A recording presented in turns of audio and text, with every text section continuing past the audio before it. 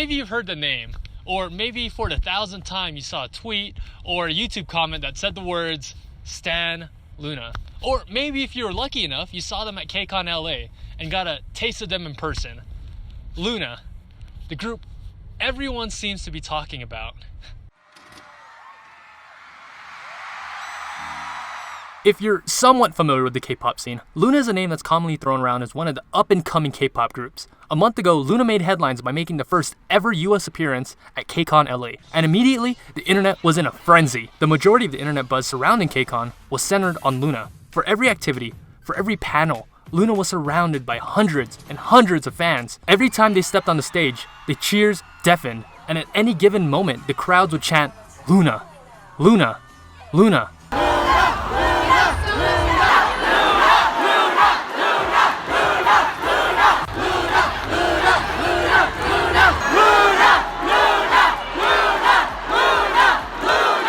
Despite the many bigger names that have been around the industry for years, it was clear LOONA was the main attraction at KCON.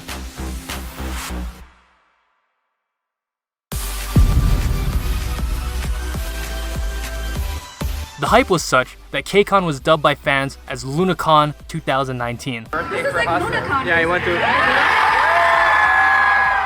However, despite this enormous hype and cult following, they're almost an unknown group in Korea. Ask any normal Korean on the street and chances are they don't know who LOONA is. The disparity is baffling. So, who exactly is LOONA and why the hype?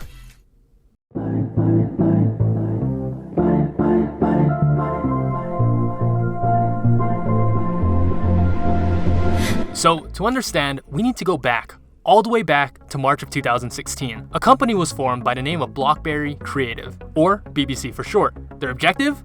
To create the most unique girl group out there. The plan was every month or so, a girl would be revealed as part of the group and then release a solo debut. And this pattern would continue until there was 12 girls. There was an idea to bring together a group of remarkable people to see if they could become something more. This project was known as the Avengers, I mean LOONA.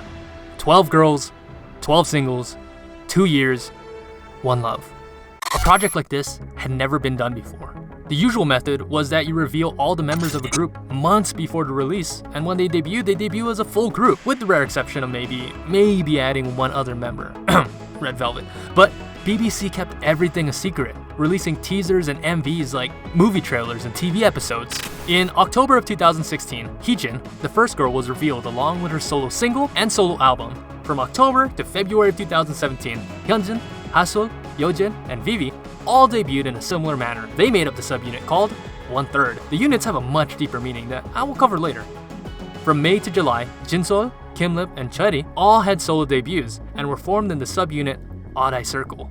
Once again, the groups are important, so remember that. From November to March of 2018, Eves, Chu, Go-on, and finally, the last girl of the puzzle, Olivia Hay, had solo debuts and were in the final subunit YY by Y. And Olivia, by the way, holds the record for the shortest trainee period ever. Check this out, she was a trainee for 1 day and the very next day, she debuted. Isn't that crazy? While the rest of LOONA was promoting, she was still a regular high school girl. She said she remembered watching Heejin and Hyunjin on TV, and now they're in a group together. 진심이야? In the span of 2.5 years, LOONA has produced 62 songs, 32 of which have music videos. That's insane! Let's compare that to the big 3 groups. TWICE, arguably the busiest group in K-pop, they produced 17 music videos. Red Velvet had 10. Blackpink had... hold on, let me count real quick. Oh yeah.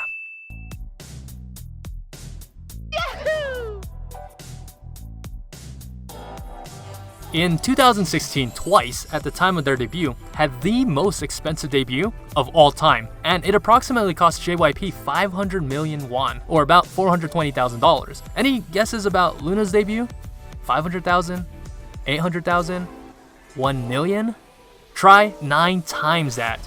An insane $8.9 million was spent on their debut.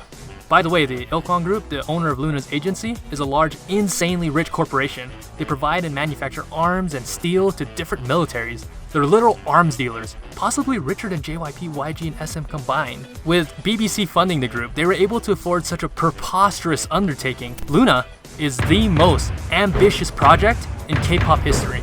And it's not a stretch to say that they're one of the hardest working groups right now.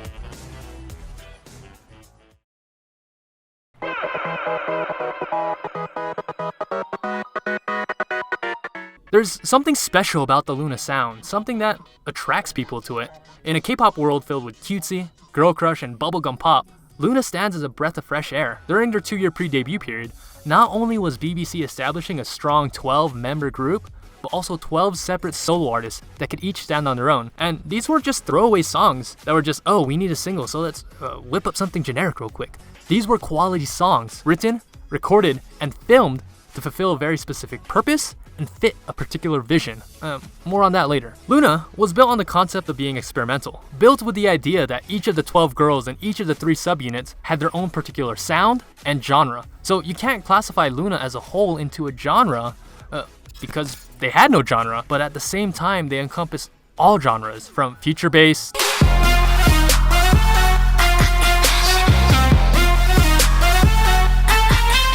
to candy pop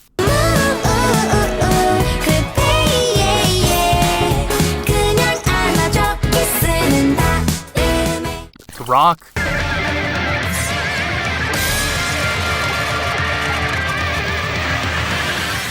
to even melancholic ballads.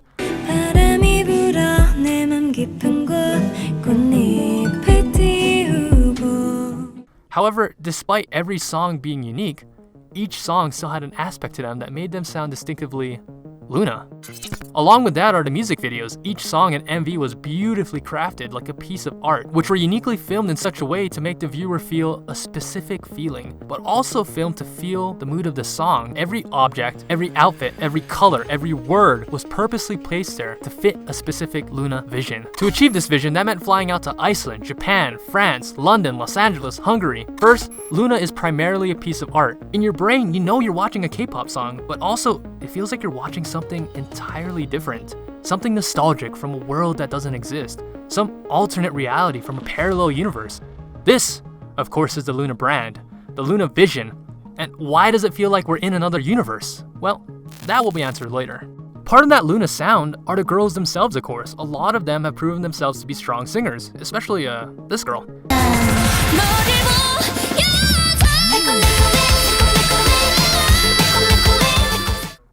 That's a G5 if anyone's wondering. All of them have a special sound that makes them sound different, from Hostel's clear vibrato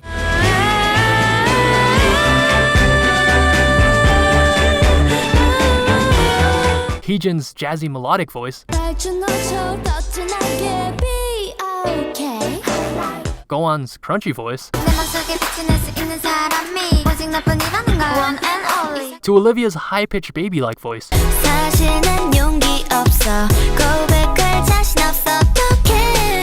and then there's Chu.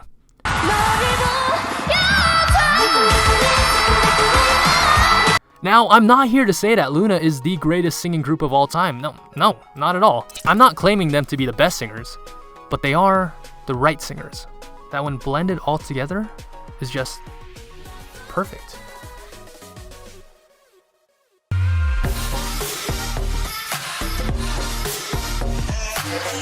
Now, usually girl groups aren't known for their complicated, elaborate choreography, whereas boy group choreos are meant to be fast, strong, calculated, and fierce. Girl groups will be more cute and fun and just straight up sexy. LOONA took that idea of girl group choreography and just said, screw it, we'll experiment with whatever we want. In the flip of a switch, they can go from cute and innocent to sexy girl crush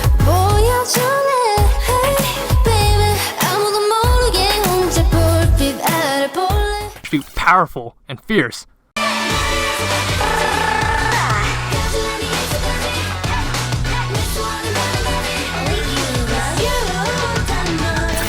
Which brings us to Butterfly, one of the greatest girl group choreographies of all time. The choreography is complex, with breathtakingly beautiful synchronizations and formations. I can speak at length to how beautiful LOONA's choreo is, but the best way is to show you.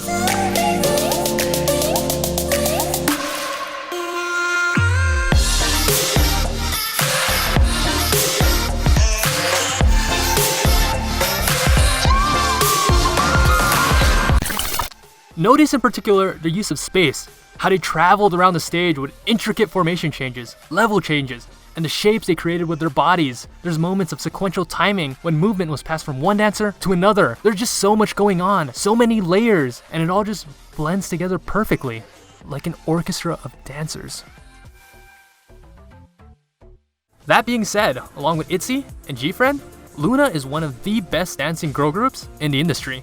Oftentimes, girl groups will have 1 or 2 great dancers, but LOONA is filled with great dancers, specifically these 4, Heejin, Olivia Hae, Kim Lip, and especially this girl, Eve, who has just great technique, perfect rhythm, and a gorgeously fluid moveset.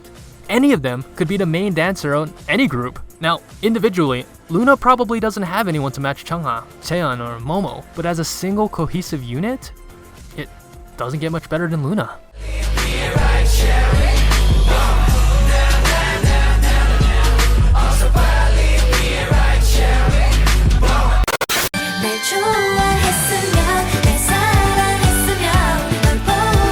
LOONA at this point is less like a K-pop group and more like a religion, a cult with their own group of zealots. Now, I've seen many fandoms, but nothing quite like LOONA. Inside, you feel like you're part of something special, a movement bigger than yourself, a small cog of a machine of grand design. Now, I've never seen a community so welcoming and so united, yet so bat crazy. Have you ever in your life seen a group of fans so passionate about a K-pop group? Like missionaries, these orbits will knock on your door, or I guess Twitter, whether you want it or not, and they will preach till their dying breath the holy words of Stan LOONA. Now, whether you like LOONA or not, whether you think that they're skilled, talented, or even interesting, there's one thing that's undeniable. That they have the biggest and healthiest meme economy in K-pop, bar none. The Stan Twitter community at this point is a well-oiled machine, pumping out jokes, cranking out memes, and getting their wig snatched.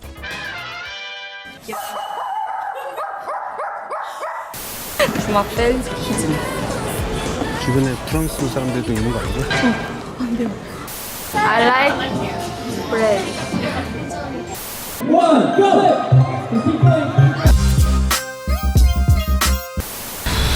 Boing.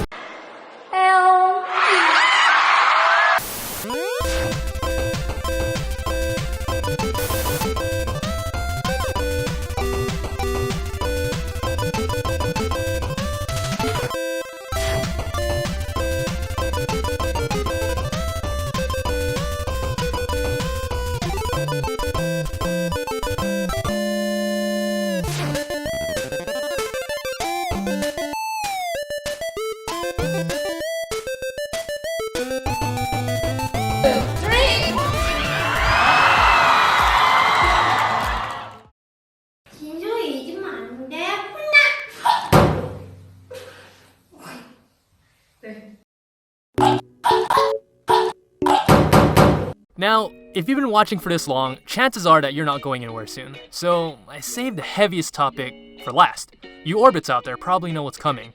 This next topic might be a little bit strange for the casual K-pop fan, but also the thing that makes them truly unique. Remember how I said earlier that every song and every music video in LOONA had a specific purpose and vision? Well, not only is LOONA a girl group, but they're all protagonists in the sci-fi universe known as the Looniverse. The Looniverse is told primarily through music videos. With each music video, we follow a central plot or story that is advanced through each sequential music video. Think like a TV series with multiple seasons and episodes, or movies of the Marvel Universe. Pretty much the same thing, just think of LOONA as like the Avengers of K-pop. This time in the shape of a Mobius strip, inverted, please. Processing. One important detail is that the Looniverse shares many parallels with the Bible, like the creation of Earth and the exile of Eden. But ultimately, it's a story of 12 girls in 3 different worlds and their journey to find each other.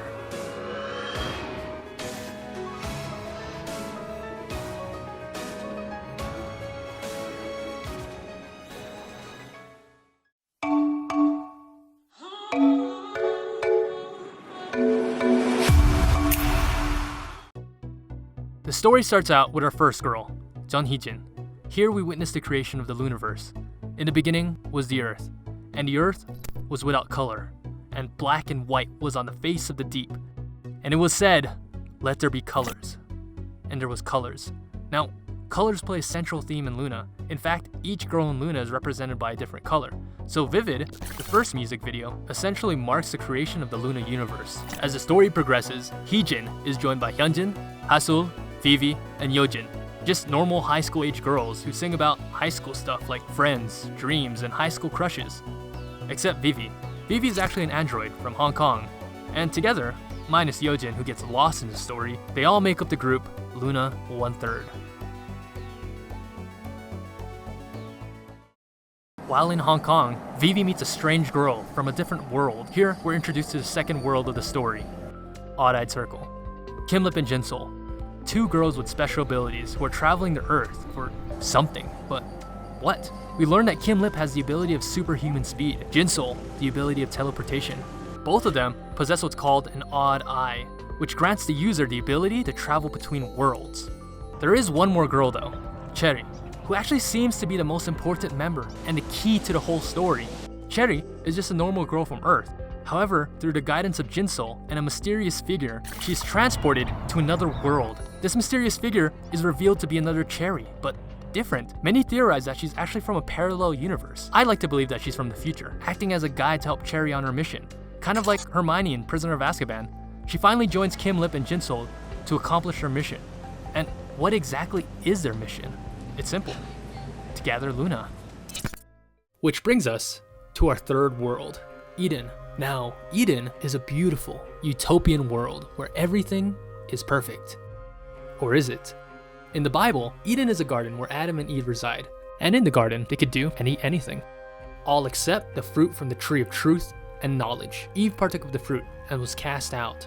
Only then, after he was tempted by Eve, did Adam also partake. In Eden is the group YY by Y. Here resides another Eve, along with her friends Chu and Goan. Together they learn the true nature of the forbidden fruit, and as an act of rebellion against God and desiring to know knowledge and the truth, all the girls partake of the fruit and are thus cast out of Eden. All except one girl, Olivia Hay, the last member of LOONA, left alone in this dark and dreary world. And then, it happened. Hi.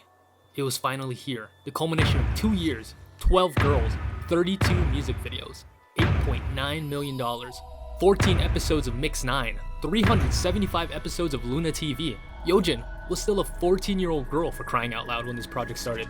Everything that we've been waiting for was all coming together.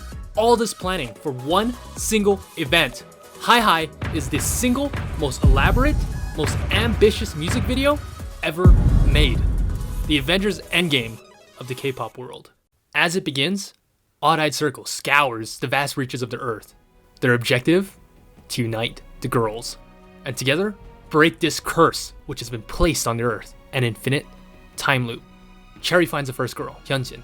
Kimlet finds Heejin, giving us the union of 1/3 and Odd-Eyed Circle.